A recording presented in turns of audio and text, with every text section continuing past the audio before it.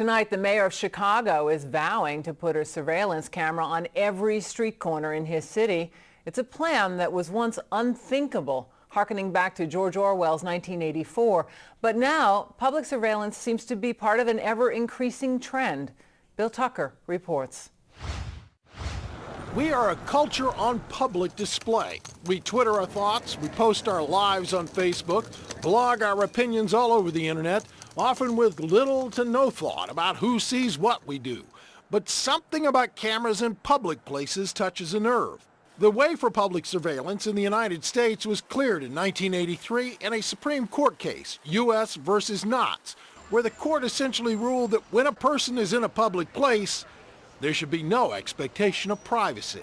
So, like them or not, cameras are everywhere. Ports, traffic lights, toll booths, city streets, parks.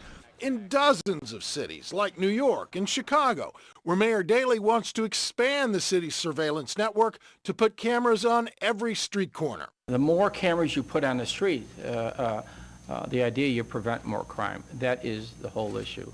Security consulting firm J.P. Freeman calls the cameras invaluable, saying, quote, "Cameras in public spaces are the most cost-effective crime-fighting tool in cities today." However, Freeman notes they are limited tools, as criminals tend to move away from highly surveilled areas to ones where there are no cameras. Fighting crime is not the only use for the cameras. In Chicago, they're also seen as important tools for first responders. If we can warn our officers of any dangers they're facing ahead of time, it's a tremendous advantage for the men who are the first responders, both us and fire. And it's not always first responders or security forces watching the video. At this mall in St. Louis, Missouri, a company is putting cameras inside ads to give advertisers information on who is stopping to watch the ads and for how long. Now, in this case, the company says they're not storing data. They're just looking for shopping patterns and whether an ad attracts more men than women.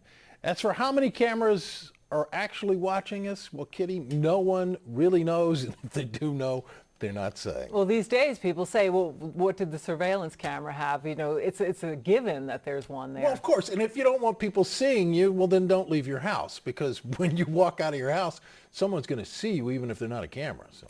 Thanks very much, Bill Tucker.